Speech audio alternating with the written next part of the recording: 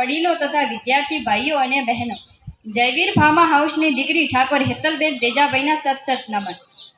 માં અને માતૃભૂમિને સૌથી પહેલા વંદન એ કદાચ મારા પિતાએ આપેલ શ્રેષ્ઠ સંસ્કારો પૈકી એક ગણી શકાય. તો આજે હું તમને પિતા વિશે કંઈક કહેવા માંગુ છું.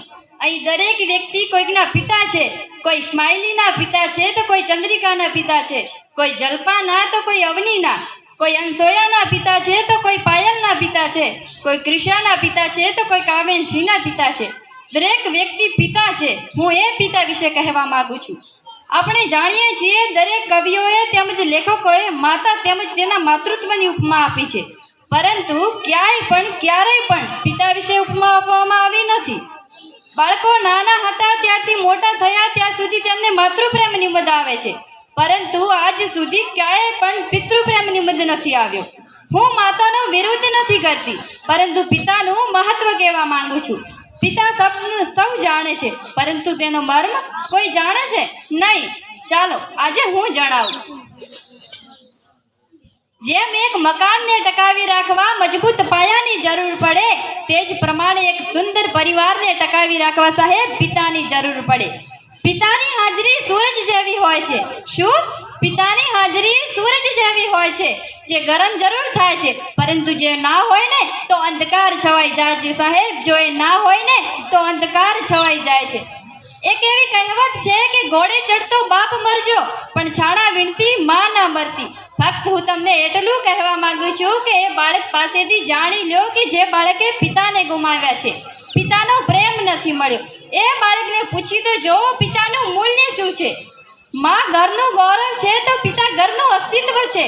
માં પાસે અશ્રુઓની ધારા છે તો પિતા પાસે સંયમ છે. બે સમયનું ભોજન માં બનાવે છે તો જિંદગીભરના ભોજનની વ્યવસ્થા પિતા કરે છે.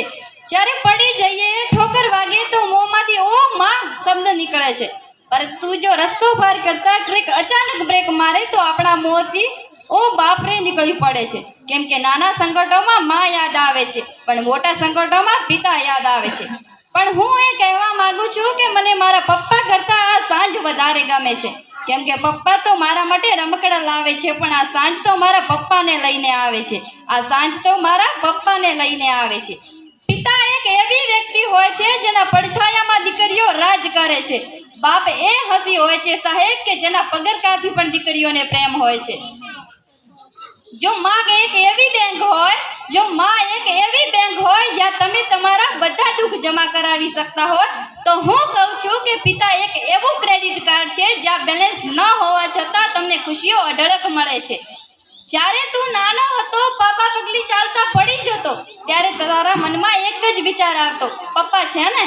જ્યારે તું સ્કૂલે જતો, છોડવા આવેલા પપ્પા પાછું વળીને ટાટા કહેતો, ત્યારે તારા મનમાં એક જ વિચાર આવતો કે પપ્પા છે ને. તું મોટો થયો, મોજ મસ્તી કરતો, કોલેજ જતો, ત્યારે કંઈક મૂંઝવણ અનુભવતો, ત્યારે તારા મનમાં એક જ વિચાર આવતો કે પપ્પા છે ને. તારા લગ્ન બાદ તારી પત્નીના કહેવાથી તારા પપ્પાને વૃદ્ધાશ્રમમાં મૂકતા પહેલા તને એ વિચાર કેમ ના આવ્યો કે મારા પપ્પા છે ને. બસ અહીં બેઠેલ તમામને એક જ વિનંતી છે કે તમે તમારા માતા કે પિતાને વૃદ્ધાશ્રમમાં ના મૂકતા, કેમ કે એ છે ને ત્યારે જ તમે છો. તેના વગર તમારું કંઈ જ અસ્તિત્વ નથી. છતાં પણ તમારે જાણવું હોય ને કે પપ્પા વગર તમારી ઓકાત શું છે, તો તમારી જ શેરીમાં તમારા પપ્પા સાથે આંટો મારજો અને એક દિવસ એકલા આંટો મારજો. ખબર પડી જ જશે. જે દિવસે તમે એકલા હશો ને ત્યારે બોલાવવાની વાત તો દૂર રહી, લોકો તમારી સામું પણ નહીં જોવે. અરે હું તો પિતા વિશે કહું તેટલું ઓછું છે, તેની માટે તો મારી પાસે શબ્દ ઘટ્યો. પરંતુ સમયની મર્યાદાને ધ્યાનમાં રાખીને છેલ્લી પંક્તિ કહીને મારી વાણીને હું વિરામ આપીશ. થાક ઘણો હતો એના ચહેરા પર, પણ અનહદ પરિશ્રમ કરતા જોયા છે. આંખમાં ઊંઘ હતી ઘણી, છતાં પણ ચિંતામાં જાગતા જોયા છે. તકલીફો ચારે બાજુથી હતી, પણ એકલા હાથે લડતા જોયા છે. કોઈને તકલીફ વર્ણવતા ન હતા, અડધી રાતે જાગી ખુલ્લી આંખે અમારા ભવિષ્યના સપના સજાવતા જોયા છે.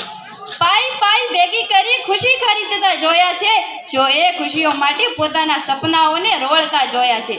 પોતાની પસંદગીને નાપસંદગી કરી અમારી પસંદગી અપનાવતા જોયા છે. વ્યક્તિ એક હતા પણ વિશેષતા અનેક હતી. પિતા સ્વરૂપે મેં સર્જનહારને જોયા છે. જય હિન્દ, જય ભારત.